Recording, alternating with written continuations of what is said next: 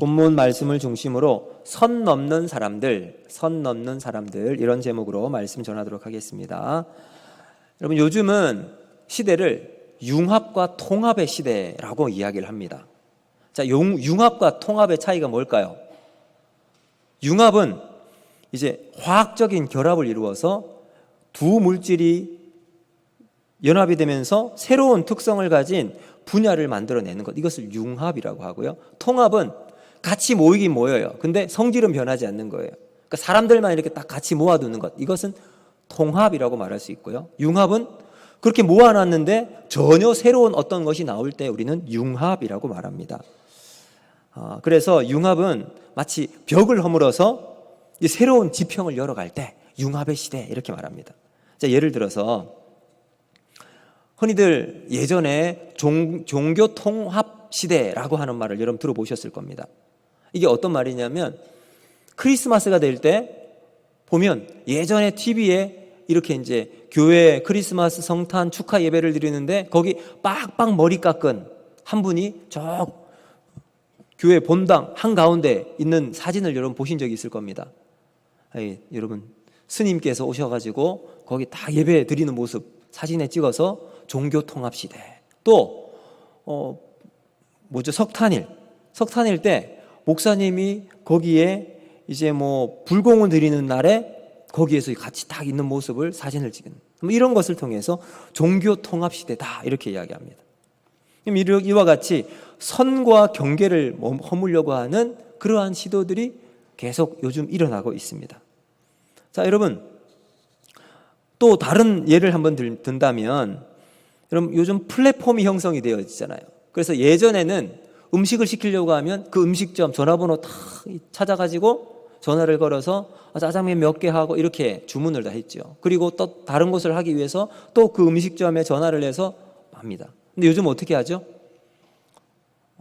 배달 어플에 들어가면 내가 먹고 싶은 음식을 치면 거기 쫙 음식점이 나옵니다. 그리고 클릭을 하면 거기에 메뉴들이 나오고 내가 선택하는 것을 딱 하면 돈만 지불하면 바로 배달이 되죠.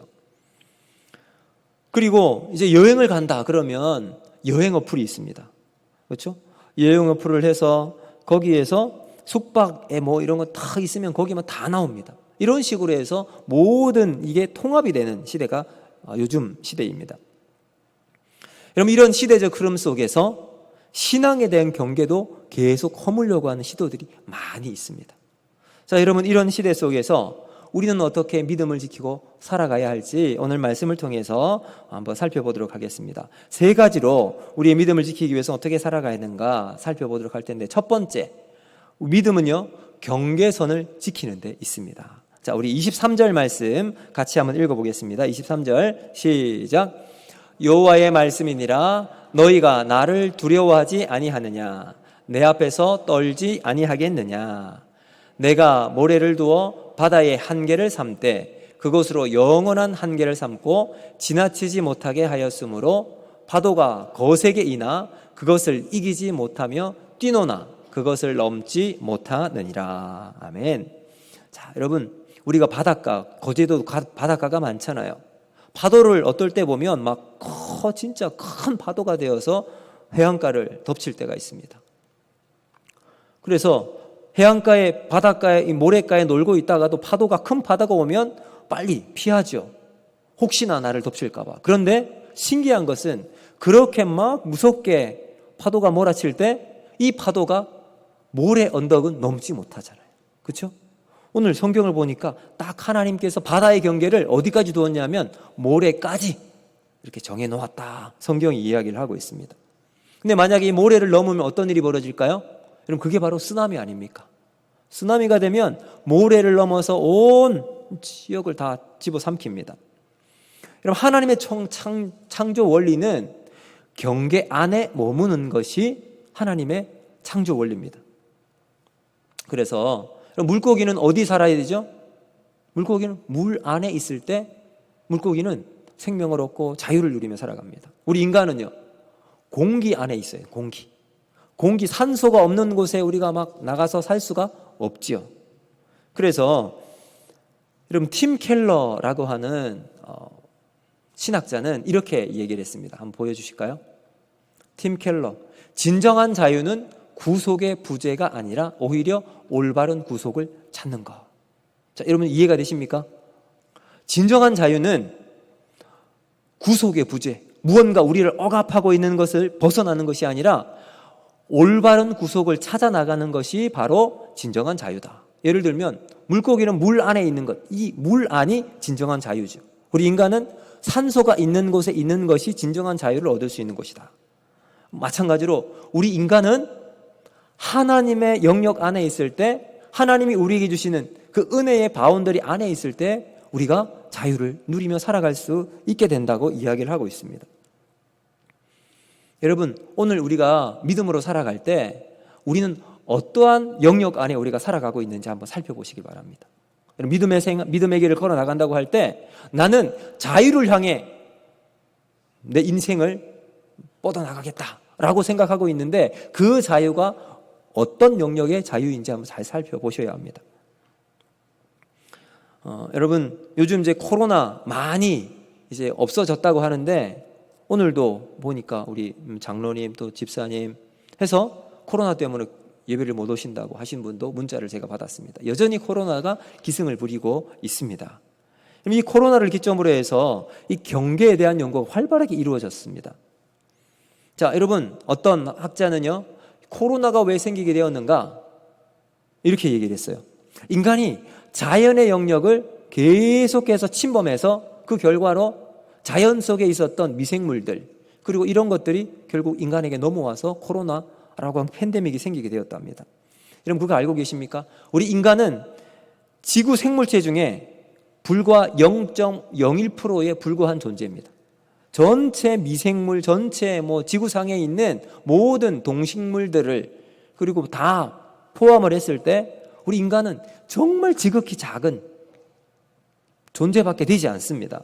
그런데 지구 전체 중에 인간이 개입 없이 인간의 개입이 없는 야생의 땅은 전체 육지의 23%밖에 안 돼요.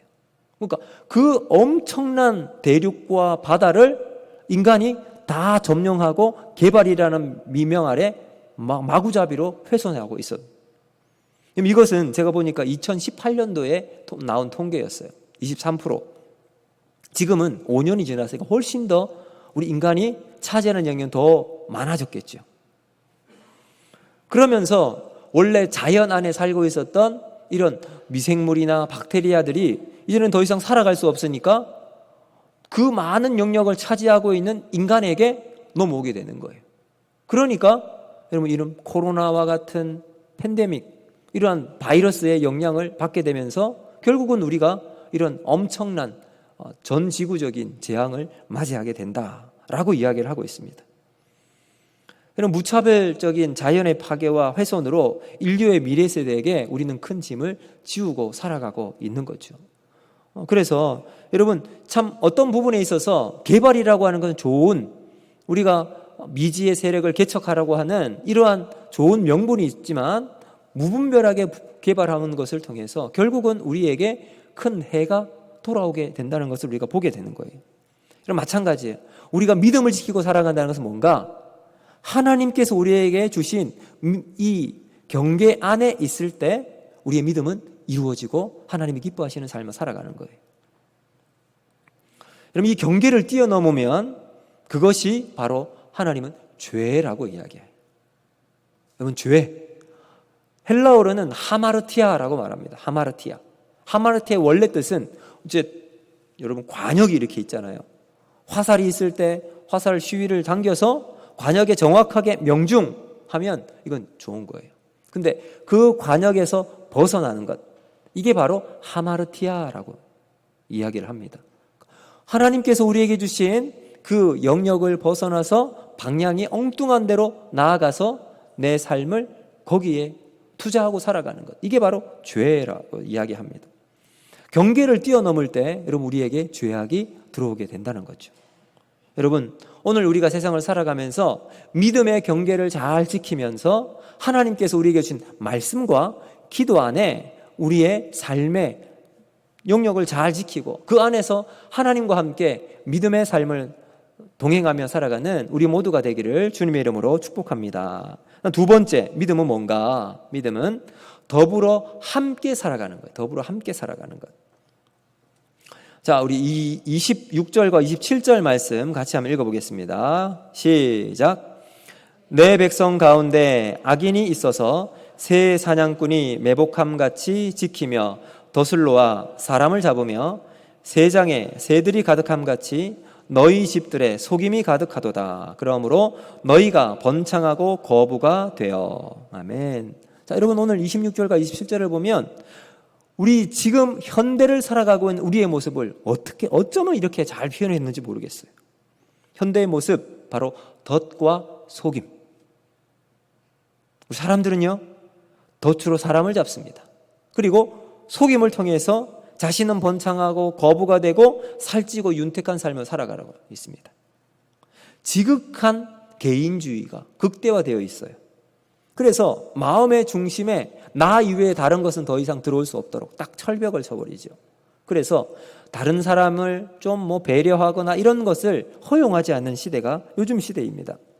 그런데 하나님께서는 인간을 창조하시고 온 세상을 만드시고 공동체를 만드십니다. 먼저는 하나님을 한번 보세요.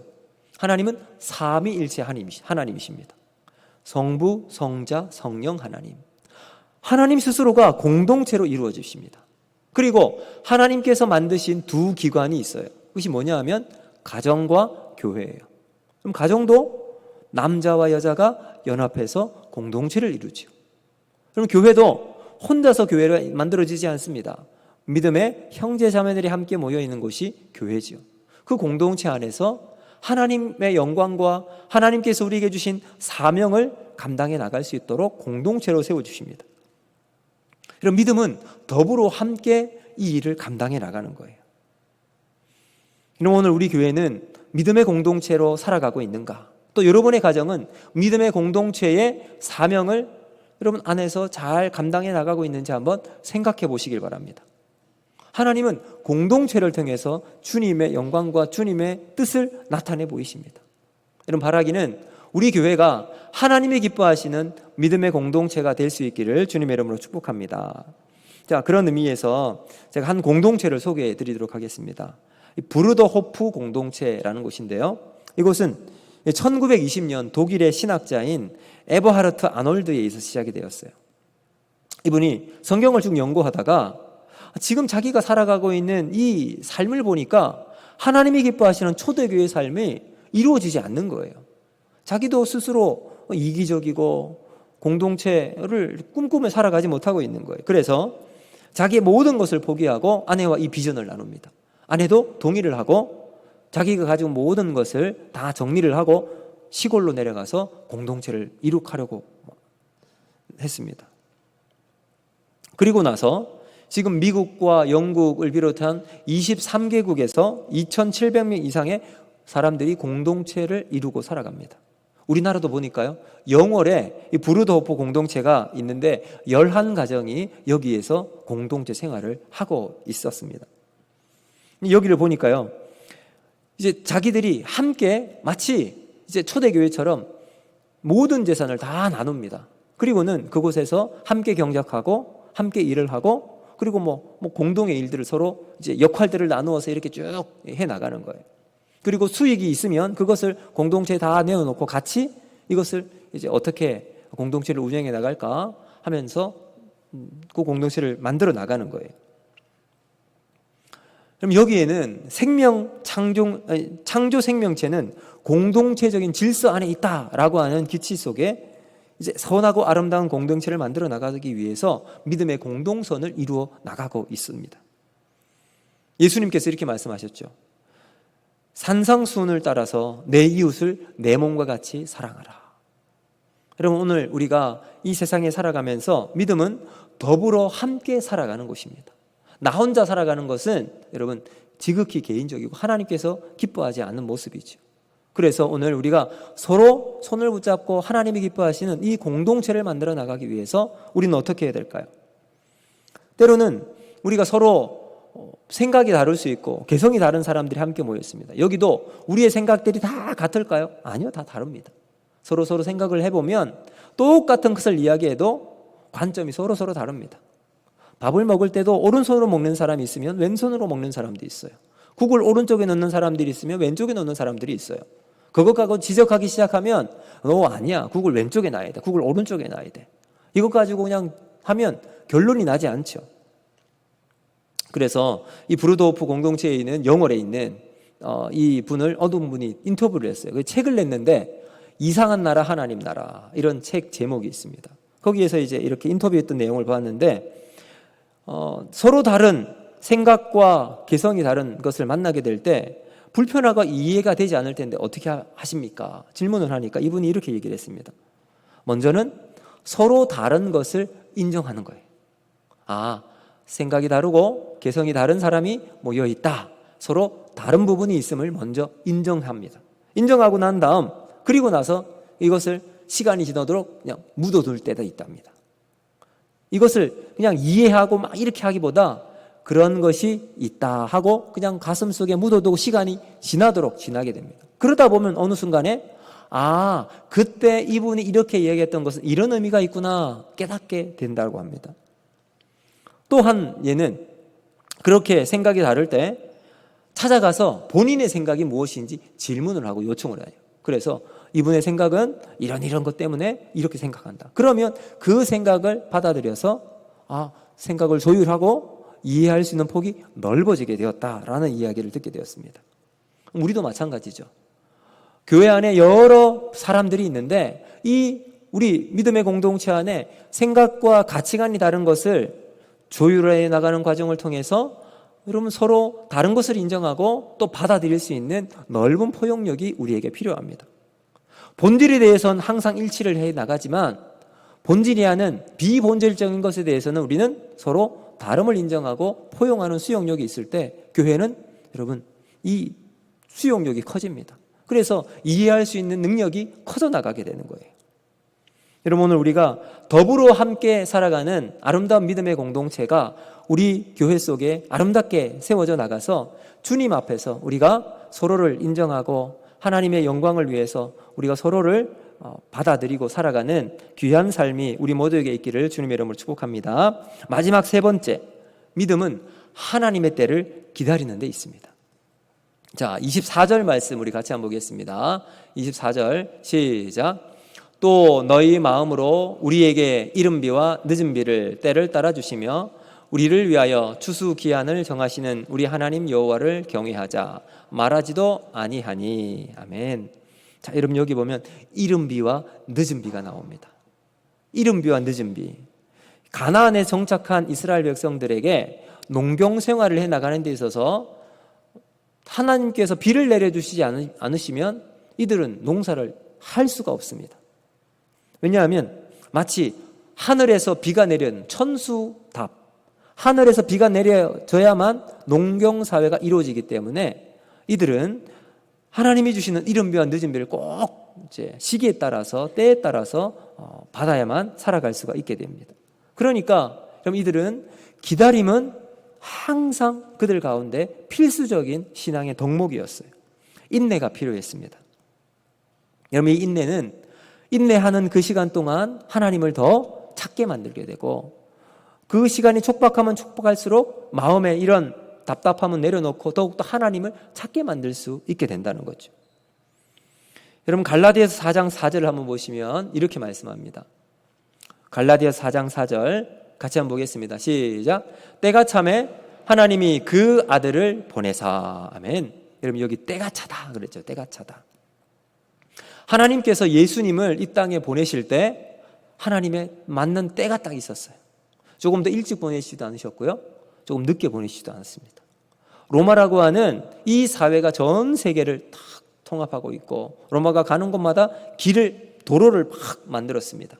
그리고 나서 헬라 문명이 전 세계에 퍼져나가 있었고 헬라어라고 하는 공통어를 모든 사람들이 사용하고 있었기 때문에 예수님이 오셨던 이때에 마치 로마가 길을 내었고 헬라어라고 하는 공통어가 있었고 여러분 이런 시대적인 역사적인 환경 속에서 예수님이 오게 되었다는 거죠. 때가 참에 뭘까요? 기다림입니다. 오늘 우리가 하나님 앞에서 우리의 믿음을 지켜나가기 위해서 하나님께서 우리에게 주실 믿음의 때가 있습니다. 이 때가 될 때까지 우리는 어떻게 해야 될까요? 인내하며 기다려야 합니다. 시간이 숙성될 때까지 기다림이 우리에게 필요하다는 거죠. 여러분, 때로는 우리가 오랫동안 기도할 때가 있습니다. 하나님, 내가 주님께 원하는 이 정말 간절한 기도가 있는데 이것이 이루어지지 않을 때가 있어요. 이때는 바로 하나님께서 조금 더 기다리라는 사인으로 보시면 될 것 같습니다. 그 기다리는 동안 우리는 해야 할 것이 바로 하나님께 기도하는 거예요. 기도하면서 하나님, 내 마음속에 하나님의 때를 사모하면서 내가 그 믿음에 이를 수 있도록 성숙하도록 내가 준비하는 시간이 필요한 거죠. 여러분, 우리가 가정이 참 화목하고 아름다운 삶을 살아갑니다. 수많은 사람들이 가정이 어렵고 때로는 이혼의 위기 가운데 있는 사람들도 많이 있습니다. 그런데 여러분, 예수님께서 우리에게 믿음을 주시고 난 다음 우리를 신부로 이렇게 이제 비유를 많이 하시잖아요. 예수님이 우리의 신랑이 되시고 우리는 신부로 삶을 살아갑니다. 우리가 부부 생활하면서 가정을 이룰 때 마음이 맞지 않을 때가 한두 번이 아니잖아요. 그런데 이제 서서히 조율하고 시간이 지나면 서로 이해하고 조금 더 받아들이고 좁히고 이런 과정을 통해서 가정이 다 만들어져 나가죠. 그런데 여러분, 예수님은요 2000년 동안 지금까지 우리를 기다리고 조율하고 계십니다. 생각해 보세요. 인간이 언제 하나님 앞에서 예수 그리스도 그 믿음의 길에서 온전하게 살아갔을 때가 있었을까요? 아니요, 없었습니다. 늘 하나님 말씀에 불순종하고 자기 길로 살아갔던 사람들이 우리 인간들입니다. 그런데 예수님은 그 2000년이 지난 시간까지 지금도 기다리고 계십니다. 맞지 않는 결혼 생활 가운데서도 돌아오기를 기다리고 계시는 우리 예수님. 여러분, 우리는 늘 불평과 원망, 거짓과 속임수로 그냥 대충 넘어가려고 하는 마음들이 많이 있어요. 겉으로는 거룩하고 온전하고 또 완벽한 신앙생활을 보여주려는 것처럼 보이지만 그 속을 우리 하나님 다 알고 계시잖아요. 예수님은 다 보고 계시고 알고 계십니다. 이러한 우리의 모습을 보면서도 예수님이 기다리신 것처럼 오늘 우리도 믿음의 삶을 살아갈 때 하나님의 때를 기다리는 지혜가 우리에게 있기를 주님의 이름으로 축복합니다. 여러분, 지금 오늘 이 말씀은 예레미야가 이스라엘 백성들, 특별히 남쪽 유다 백성들에게 하나님 말씀대로 순종하지 않는 이 모습을 보면서 계속해서 경고하며 심판의 메시지를 전하는 거예요. 하나님을 경외하지 않는 죄악이 이스라엘 가운데 있었고 이웃에게 착취하고 있는 이 죄를 고발하고 있고요. 선지자와 또 백성들이 하나님 앞에서 불순종하고 타락한 모습을 경고하면서 돌아오라고 외치고 있습니다. 여러분, 그들에게 믿음이라고 하는 분명한 하나님의 사인이 있었음에도 불구하고 그들은 다 거부하고 세상을 쫓아 살아가고 있습니다. 여러분, 과연 예레미야가 외쳤던 이스라엘 백성들, 유다 백성들만 이 말씀을 들어야 할까요? 아니에요. 오늘 우리도 이 말씀을 들어야 할 줄로 믿습니다. 그래서 우리가 오늘 다시 한번 믿음 가운데서 하나님이 주시는 은혜의 삶을 살아가기 위해서 오늘 제가 3가지 말씀을 드렸습니다. 하나님은 오늘도 우리가 믿음으로 살아가는 사람들을 찾기를 원하십니다. 그러기 위해서는 우리가 3가지 제가 기억하라고 했는데요. 첫 번째, 믿음의 경계선을 잘 지키는 겁니다. 하나님 안에서 우리가 믿음의 경계선을 잘 지키고 살아가는 저와 여러분이 되기를 원합니다. 더불어서 우리는 함께 믿음의 공동체를 이루며 살아가는 거예요. 서로 용납하고 용서하고 포용하는 이런 마음이 우리에게 있어야 합니다. 이것이 바로 하나님께서 우리에게 주시는 사랑의 본질입니다. 그리고 3번째, 하나님의 때를 기다리는 거예요. 우리가 인내가 필요합니다. 이 시간이 있을 때 동안 우리는 기도하면서 하나님께서 우리를 통해 역사하시고 만들어 나가실 아름다운 믿음의 삶을 살아갈 수 있도록 우리는 그때까지 기다리고 하나님께 우리의 삶을 온전히 드릴 수 있는 그러한 믿음의 삶이 우리 모두에게 있기를 주님의 이름으로 축복합니다. 기도합니다. 하나님